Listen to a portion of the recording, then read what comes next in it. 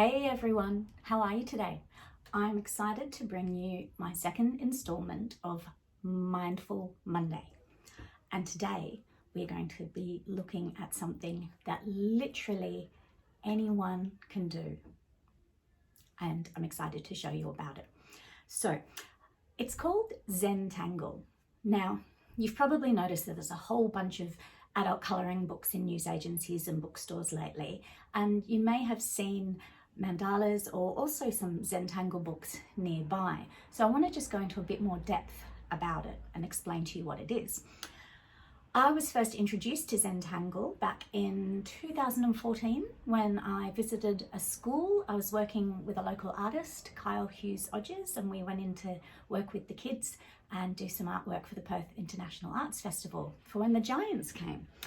And while we were there, we met two classes at two different schools who were using Zentangle as a form of meditation, because although the end result can often look like beautiful art, Zentangle isn't art for art's sake. It's designed to be a meditation because what it's looking at is a repetition of geometric shapes. So it's becomes a repetitive, thoughtful, meditative process. So yes, Zentangle is a method of drawing that involves geometric repetition. That's exactly what it says here. I'm going to put a link to a website in my description, and it gives you great information about not only what Zentangle is, but also the people who created it, which is fun because I didn't know that before I had another good look at it. I've always done it and understood it, but getting onto the website or getting onto the internet and searching has given me even more information. So it was created by Maria Thomas and Rick Roberts, and you can click on there and have a little look about their story. What I like about it is a method that's easy to understand and it's really enjoyable, even if you don't think you're good with a pen and paper. And I have to admit, I'm from a school, a generation of time when I grew up being told I wasn't very good at art. And so I never thought I was good at art. And I didn't believe I was good at art.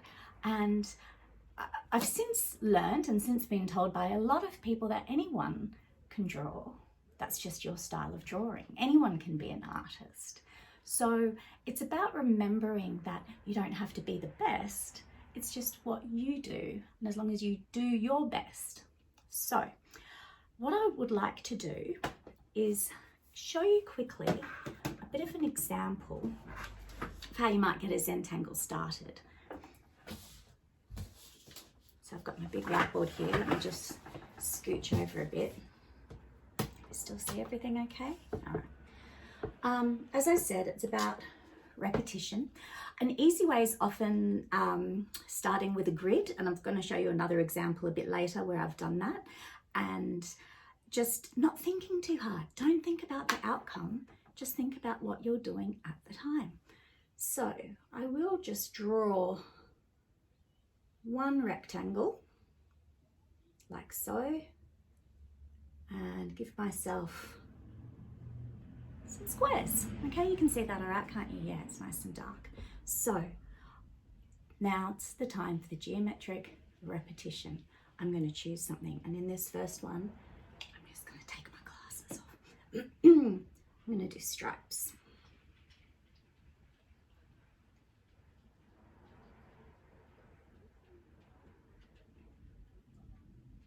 And then to make it a bit more visually interesting, I'm going to colour in every second stripe.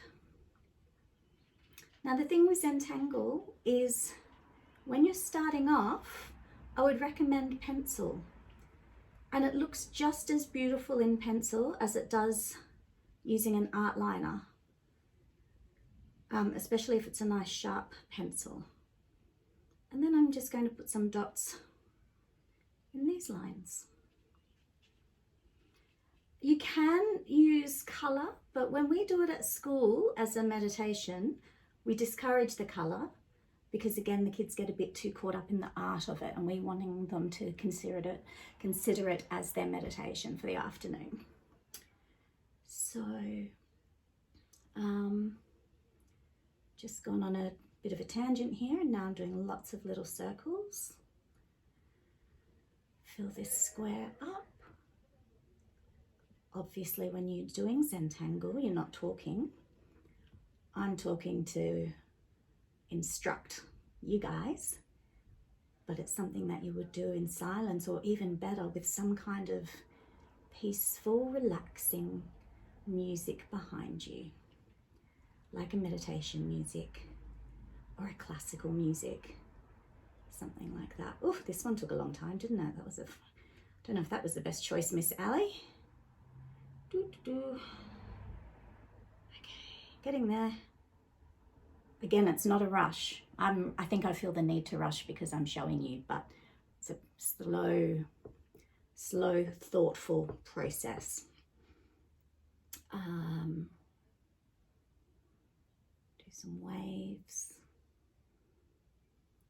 What I love about Zentangle is at the little school I work at, our kids start in pre-primary. I'm not sure if the kindies do it, but the pre-primaries definitely do it. And obviously theirs is a bit different to the bigger kids, but they can still have a go. And it still has the same outcome. And then at the end of every term, we always have a whole school Zentangle where we go out to the basketball court and use chalk and Zentangle on the outdoor area, which is amazing. So I hope you're getting a bit of an idea as to what we're sort of looking at here. Repetition, nothing fancy, but at the end, really looks quite amazing. So now I just want to show you a little high-speed video, a little high-speed video that I did earlier to give you another example of some more patterns. Okay, let's have a look at that now.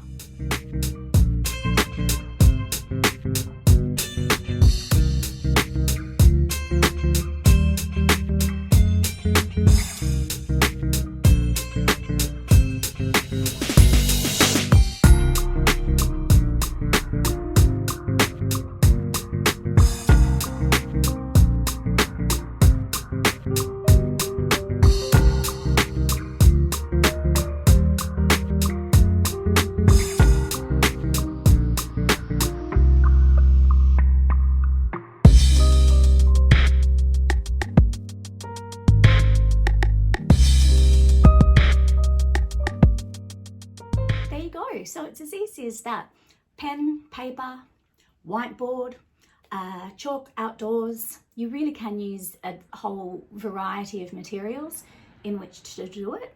It's just choosing whichever one makes you feel the most relaxed and the calmest and in a place of meditation.